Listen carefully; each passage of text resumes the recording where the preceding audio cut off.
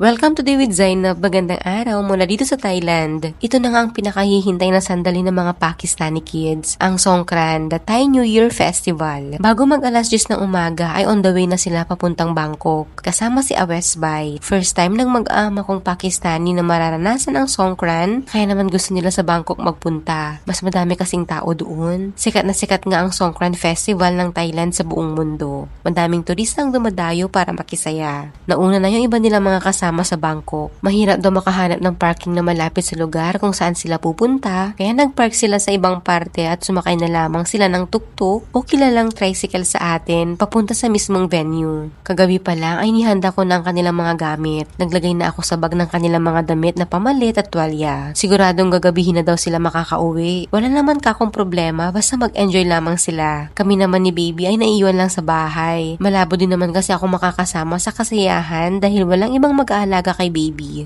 Sabi ko, panonoorin ko na lamang lahat ng kanilang mga videos. Dito nga sa vlog na ito ay behind the scenes na naman si Hubby. Dahil siya lang naman ang dakilang videographer naming lahat. Buong bansa ay nagsaselebrate ng Songkran. Dito nga banda sa amin ay malalakas ang music sa may kalsada. Simula umaga, kaya naman hirap makatulog si baby. Oo, sana kung naiintindihan ko din ang mga tugtog ay sasabay kami sa pagsasayaw. Char! Kilala din ang Songkran na water festival. Meron naman kaparehong selebrasyon nito sa atin sa Pinas. Kaibahan lang dito sa Thailand ay nagsasaya. Lahat ng kasali o nasa mismong lugar ang binabasa. Hindi katulad sa Pinas na ang daming napeperwisyo kapag ganun. Dahil kahit yung mga papasok sa trabaho, may ibang mga ganap sa buhay na hindi naman kasali ay talagang hindi pinapalampas sa buyan ng tubig ng ibang tao. Nakakagalit at nakakaiyak nga naman kapag ganun ang nangyari ay walang kapaguran ng mga Pakistani kids. Ang daming energy, mashallah. Tawa ng tawa sa lahat ng taong pinapatamaan nila ng kanilang mga water gun. Bata, matanda, ay talaga nga namang lahat nag-e-enjoy. Ang Songkran Festival ay isa sa pinakamasaya at kakaibang selebrasyon na mararanasan mo sa Thailand. Ito ay ginaganap tuwing April bilang pagdiriwang ng Thai New Year at kilala ito sa malawakang basaan na talagang dinadayo ng mga tao mula sa iba't ibang panig ng mundo. Sa unang tingin, parang simpleng water fight lang ang Songkran, pero sa likod nito ay may malalim na kahulugan para sa mga Buddhist. Ito ay simbolo ng paglilinis, hindi lang ng katawan kundi pati na rin ng isipan at espiritu. Ang tubig na ibinubuhos ay sumisimbolo sa pag-aalis ng malas, pagsisimula ng panibagong taon na may dalang swerte at positibong enerhiya. Sa mga lugar tulad ng Bangkok, ang mga kalsada ay napupuno ng mga tao may dalang water guns, balde at hose. Walang pinipili, mapalokal man o turista, lahat ay nakikibahagi sa kasiyahan. Habang naglalakad ka sa kalsada, siguradong mababasa ka. At sa halip na mainis, mapapangiti ka na lang dahil sa saya ng paligid. Bukod sa basaan, mahalaga rin ang traditional na aspeto ng Songkran. Maraming Thai ang pumupunta sa mga templo upang magdasal, magbigay galang sa mga nakatatanda, at magbuhos ng tubig sa mga rebulto ni Buddha bilang simbolo ng paggalang at pagpapala. Ito ay nagpapakita na ang Songkran ay hindi lamang kasiyahan, kundi isang makabuluhang tradisyon na pinapahalagahan ng mga tao. Habang tumatagal ang selebrasyon, mas lalong tumitindi ang kasiyahan. Ang musika, tawanan at sigawan ay maririnig sa bawat sulok. Ang init ng panahon ay nawawala dahil sa malamig na tubig at masayang samahan ng mga tao. Sa bawat talsik ng tubig, may kasamang saya, connection at alaala na hindi malilimutan. Sa kabuuan, ang Songkran ay hindi lang isang festival. Ito ay isang karanasan, isang pagkakataon para magsaya, makilala ang kultura ng Thailand at maramdaman ang tunay na diwa ng bagong simula. Maraming salamat sa panonood. Abangan niyo pa mga susunod kong vlogs. Hanggang sa muli, Allah Hafiz!